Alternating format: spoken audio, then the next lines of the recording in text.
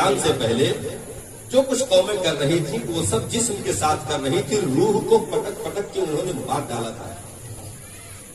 اسی لیے قرآن نے انہیں مردہ کہہ دیا. سم بکمن عمر پہنچا ہے، گونگے ہیں، بہرے ہیں، اندھے ہیں، لولے لنگڑے، سب کچھ قرآن نے انکار کر دیا. جبکہ ایسے طاقتور لوگ موجود تھے کہ تنہا 500 آدمی 1000 آدمی کا مقابلہ کرنے کی طاقت رکھتے تھے. جیسے کہ رکانہ، عمر ابن عبد ود، یہ سب 1000 آدمی سے لڑنے کی چھمتا رکھتے تھے. نبی کا گزر ہو رہا تھا، رکانہ ادھر سے آ رہا تھا، سرکار نے دیکھا، ملاقات ہو گئی تو نبی نے اسلام کی دعوت دے دی. رکانہ تم بھی کلمہ پڑھو. اب اسے جلال آ گیا کہ یار ہم سے تو یار اچھے خاصے لوگ بھی بات کرنے سے ڈرتے ہیں، آج انہوں نے میرے مذہب کے خلاف بات کر دی، مجھے دعوت دے دی. تو وہ بھی گھوم کے کھڑا ہو گیا اور ہنسنے لگا. ایسے مطلب مذاق میں کہا کشتی میں ہم کو پچھاڑ دیجیے تو ہم کلمہ پڑھ لیں. مطلب آئیے لڑ جائیے اور ہم کو پٹک دیجیے، ہم کو شکست دے دیجیے تو ہم کلمہ پڑھ لیں گے. یہ مطلب سوچ کے کہہ رہا تھا کہ ابھی ڈر جاؤ گے. ارے بھائی یہ سب نہ کرو بھائی، کلمہ پڑھے گا تو پڑھو گا تو ویسا جاؤ. مطلب یہ سوچ کے اس نے کہا تھا. لیکن نبی مسکرائے اور کہا رکانہ میں کشتی لڑ لوں تو واقعی کلمہ پڑھ لے گا. تو اب اسے کچھ ٹھٹک محسوس ہوئی.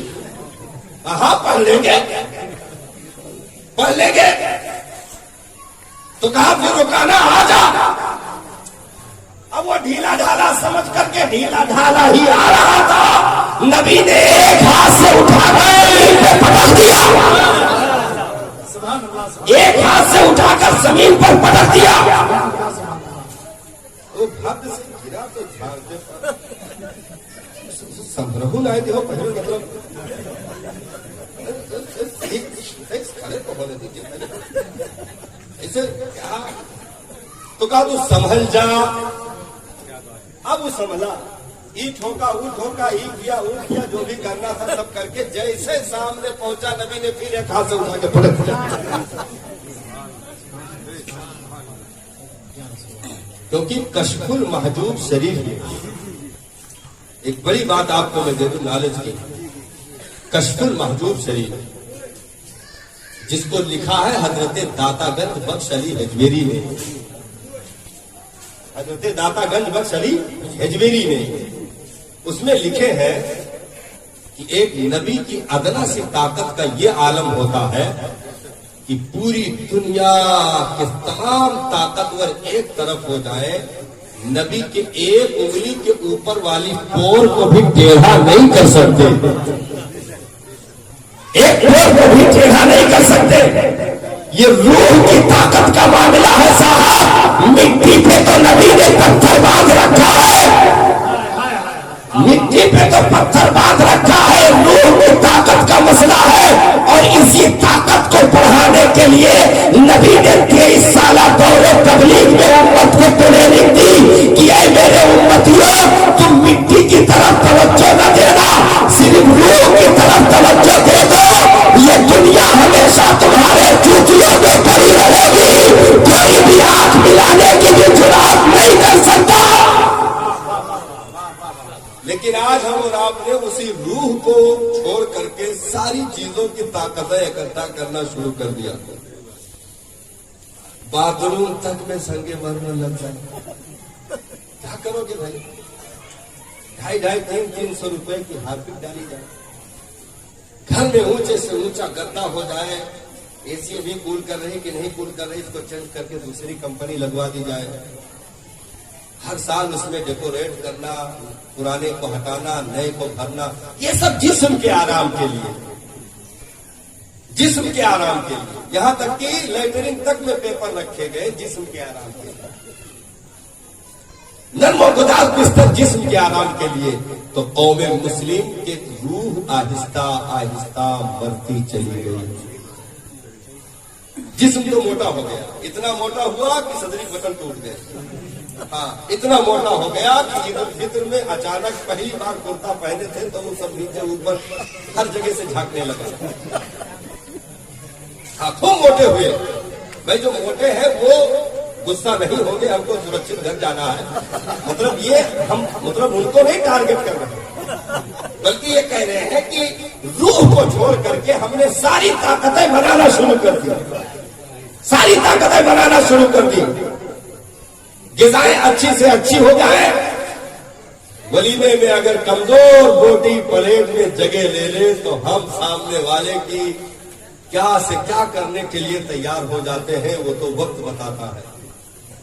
यहां तक कि उसी चंद कमजोर बोटियों के लिए लोग थाने कचहरी तक पहुंच गए, लड़ाई दंगा हो गया, निकाह तक नहीं हुआ, बारात वापस आ गई जिस्म पालने के लिए।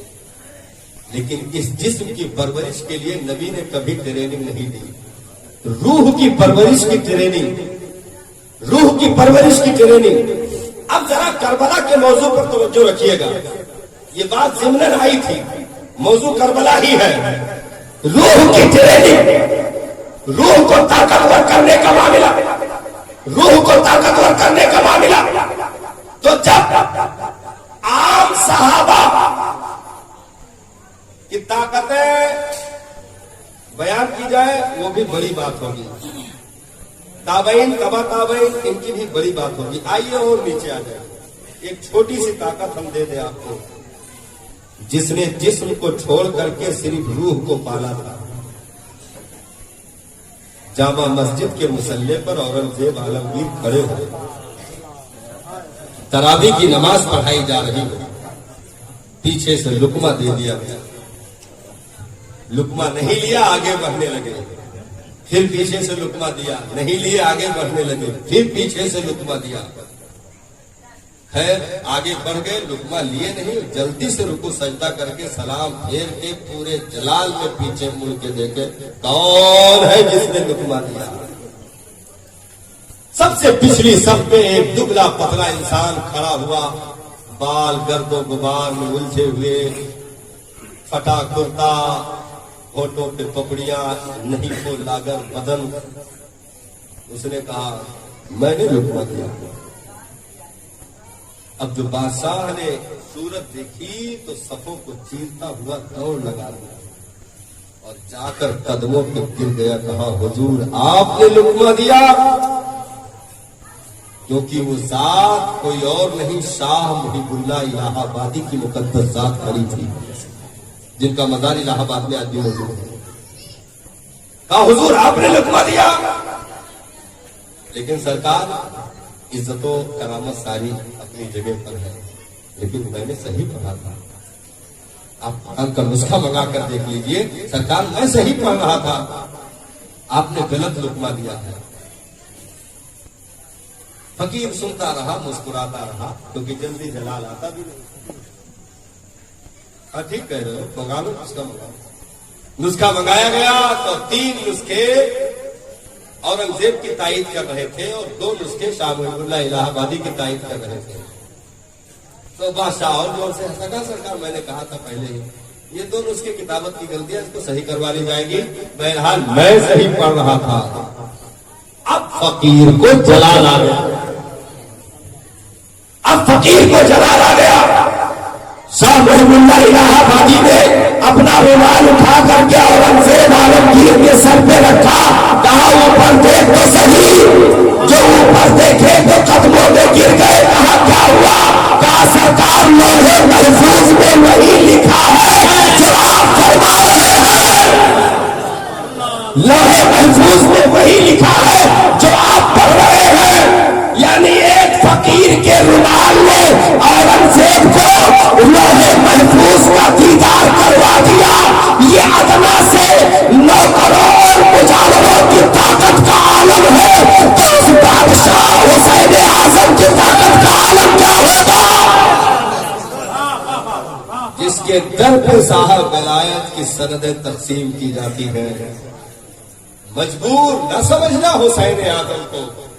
और दूसरी चीज, हुसैन जिस्म लेकर करबला नहीं बल्कि रूह लेकर पहुंचे थे। अब सारा मसला हजरत हल हो जाएगा जो अब तक मैं तमहीद बना रहा था। हाँ सारा मसला। और सही बता दूं, अभी करबला का बयान शुरू नहीं हुआ है। हाँ झूठ नहीं मांगा। अभी करबला का बयान मौलाना का शुरू नहीं हुआ। हाँ, ये अभी आप सिर्फ बाहर घूम रहे हैं, क्योंकि मैंने जो बात की है कि हुसैन इब्ने अली छोटी चीज का नाम नहीं है कि चंद मिनटों में मौलाना बयान करके निकल जाए। हाँ, चंद मिनटों में मौलाना बयान करके निकल जाए, ये छोटी चीज का मामला नहीं है। जहां सारी इस्लामी दास्तानें सर झुकाती है, वहां पर दास्तानें करबला फख्र से खड़ी होती है। ये चंद मिनटों में हुसैन इब्ने अली की सीरत बयान नहीं हो सकती। इसीलिए मैंने कहा कि अभी तकरीर शुरू नहीं हुई है। हाँ, और मुझ जैसा कम इल्म छोटे कद का अगर हुसैन आजम पर बयान करने आ जाए तो 1 महीने लगातार बोले फिर भी दास्तान का एक वर्ग कंप्लीट नहीं होगा। दास्तान का एक वर्ग भी कंप्लीट ना होगा। वो साथ हुसैन इब्ने अली की मुकद्दस साथ है। भाई, सजदे की हालत में जो नबी की पीठ पर बैठ चुका हो, उसकी फजीलतें जिब्रील भी नहीं देख सकते, दुनिया क्या देखेगी? क्योंकि तस्बीह नबी में जहां दीदारे इलाही शामिल है, वहां तक जिक्र हुसैन और तसव्वुरात हुसैन शामिल है। मुस्तफा के तसव्वुरात इलाही में सफर करने वाले तसव्वुरात हुसैन है। हुसैन इब्ने अली छोटी चीज का नाम नहीं है, मुस्तफा के फिक्र का नाम हुसैन इब्ने अली है। इसलिए मैं कहूँ 1 घंटे 2 घंटे में कि मैंने शहादत पे बयान कर दिया, नहीं साहब, मौलाना की मौत हो सकती है, हुसैन इब्ने अली की सना खत्म नहीं हो सकती है। हाँ, जो लोग नापते हैं ना, उनके सवाल का एक बहुत अगला सा जवाब मैं दे रहा हूँ। करबला में हुसैन जिस्म के साथ नहीं, रूह के साथ मौजूद थे। भाई, जब नबी अपने सारे गुलामों को रूह के पालने की ट्रेनिंग दे, रूह को ताकतवर करने की ट्रेनिंग दे, रूह को मजबूत करने की ट्रेनिंग दे, तो जब सहाबा को ट्रेनिंग दी जा सकती है, तो जो गोद में मचल करके कायनात की तनावे नाप रहा हो, उस हुसैन को क्या ट्रेनिंग नहीं दी गई हो? जहां खातून जन्नत के रूह की परवरिश का यह आलम हो कि एक सजदे में सुबह की सफेदी नमूदार हो जाए, फिर भी खातून जन्नत का सजदा कंप्लीट न हो, मौला के हुजूर अर्जी लगाए, मेरे मालिक जरा लंबी रातें अता कर दे ताकि तेरी बंदी दिल खोल करके तेरे हुजूर सजदा कर ले। उस बादला की चादर में लिपट कर सिमटी हुई कायनात की वसअतों का नजारा करने वाले का नाम हुसैन इब्ने अली है। हम साहब 2 घंटे में हुसैन इब्ने अली को बयान नहीं कर पाएंगे। इसलिए दुनिया हुसैन आजम को नापने की कोशिश न करे। हाँ, हुसैन नापने की चीज नहीं है, बल्कि हुसैन बजाते खुद पैमाना है। हुसैन बजाते खुद पैमाना है। जहां हक और जबर और जुल्म की पैमाइश होती है, हक और बातिल की पैमाइश जहां की जाती है, वो पैमाना हुसैन इब्ने अली की मुकद्दस जात है कि हक पर कौन है और बातिल पर कौन है, ये नापना हुसैन आजम ने सिखाया है। तो जब इन मुकद्दस हस्तियों को रूह के ट्रेनिंग, रूह को पालने की ट्रेनिंग दी गई हो, तो क्या उनके गोद में परवरदा हुसैन आजम को रूह को पालने की ट्रेनिंग नहीं दी गई? तो करबला में हुसैन आजम रूह के साथ मौजूद थे। अब यहां तक पहुंच गए हैं तो जरा और दिमाग हाजिर करें और सारे सवाल का जवाब यहीं से हजरत मिल जाएगा। करबला में हुसैन जिस्म को पाल करके या जिस्म पालने के लिए नहीं, रूह ताकतवर करके, रूह के पालने का सारा सामान लेकर के सारे करबला पर उतरे हैं। और मैंने इब्तिदा ही में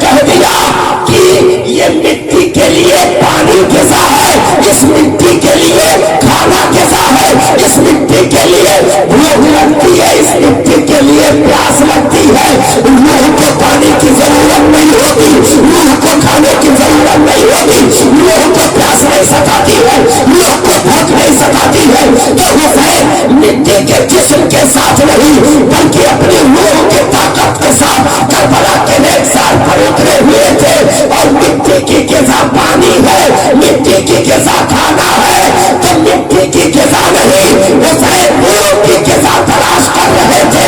और उसकी ग़िज़ा तिलावत कुरान है जो हुसैन कर रहे थे, उसकी ग़िज़ा तस्बीह तहलील है जो हुसैन कर रहे थे, उसकी ग़िज़ा जो है वो सब्बेदारी है जो हुसैन कर रहे थे, उसकी ग़िज़ा रातों का क़याम है जो हुसैन कर रहे थे, उसकी ग़िज़ा रातों की तिलावत है जो हुसैन कर रहे थे, उसकी ग़िज़ा सजदे में रोना गिड़गिड़ाना और कुर्बे खुदा तक पहुंचना, ये रूह की ग़िज़ा है। और हुसैन नहीं कर रहे थे तो भूखे यजीदी थे। मेरा हुसैन आसूदा था करबला में, मेरा हुसैन आसूदा था करबला में। भूखे प्यासे यजीदी थे जो अपनी रूहों को ये ग़िज़ाएं दे न सके। रेज़ारे करबला पर इमाम पाक ने जो जिंदगी का आखिरी पैगाम दिया, समेटा जाए थोड़ा। रेज़ारे करबला पर इमाम पाक ने जो आखिरी पैगाम दिया, वो भी हमारी और आपकी जिंदगी बनाने के लिए बहुत ही कारगर है। बहुत बड़ा पैगाम इमाम पाक का है हमारी जिंदगी के साथ, क्योंकि हुसैन का सफर अपनी जात के लिए नहीं बल्कि अपनी कौम के लिए था। जो लोग कहते जरो जवाहिरात हुकूमत की तलब में माज़अल्लाह वहां तक पहुंच गए, मैं उन्हें कहना चाहूंगा, नादानो अपने बाप की तरह हुसैन आदम को समझ लिया है क्या? जरो जवाहिरात के दिलदादा तलबगार और गुलाम दुनियादार हो सकता है, हुसैन जैसे दीनदार को इन खजानों की जरूरत नहीं पड़ती। बल्कि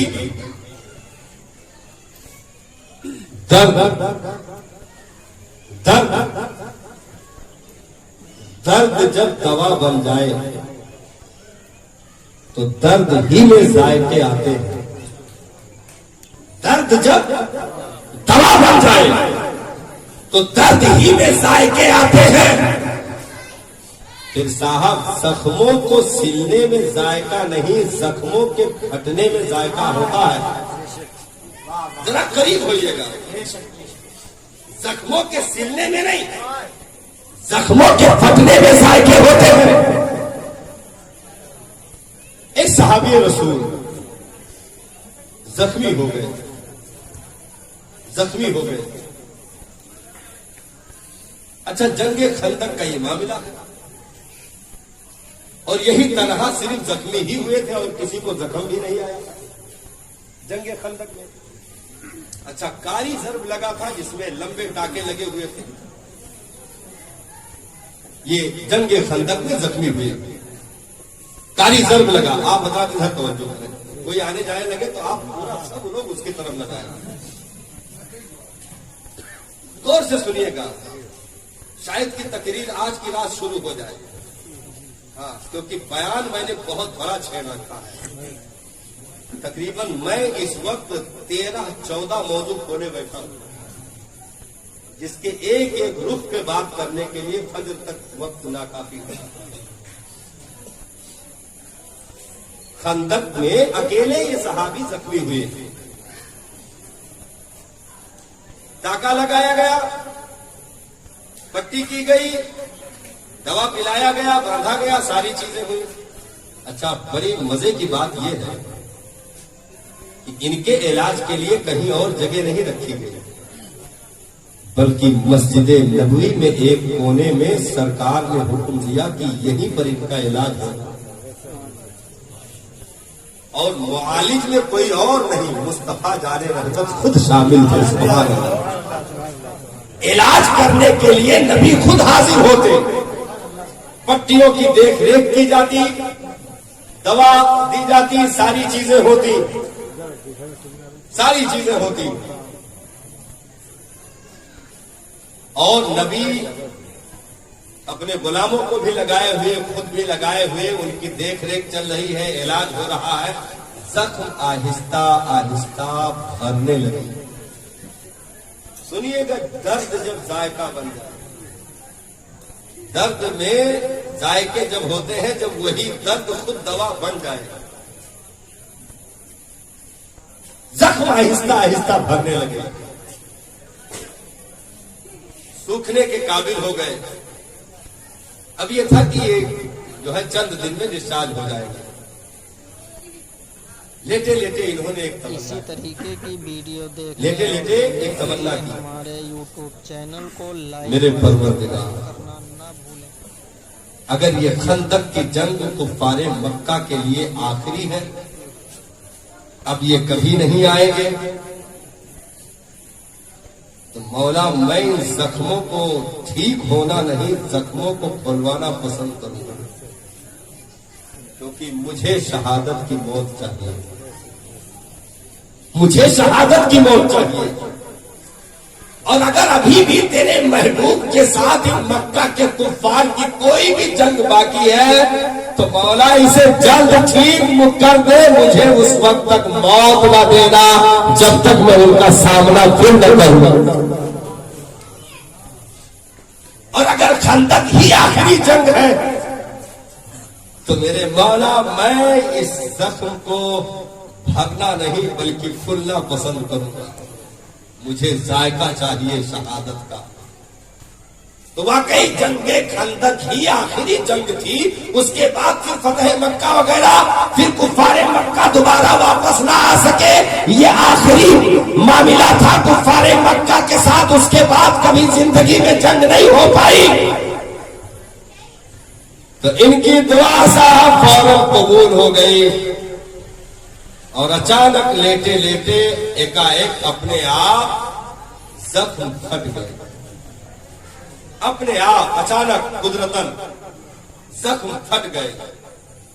اچھا، خیمے کے اندر تھے صحابہ، ادھر مسجد نبوی میں نماز وغیرہ اور کسی کام میں مشغول تھے، تو زخم پھٹا، خون کے فوارے ابلے اور خون بہتا ہوا خیمے کے باہر نکلا۔ صحابہ نے دیکھا، سرکار نے دیکھا تو سب نے دوڑ لگا دی کہ یہ کیا ہوا، اس کا تو زخم سوکھ چکا تھا، یہ اچانک کیا ہو گیا؟ سب دوڑے دوڑے گئے، میرے سرکار نے جا کر کے دیکھا، ارشاد فرمایا مسکراتے ہوئے، کوئی دعا کی تھی کیا؟ کوئی الصلاۃ والسلام ہے شہنشاہ مدینہ، الصلاۃ والسلام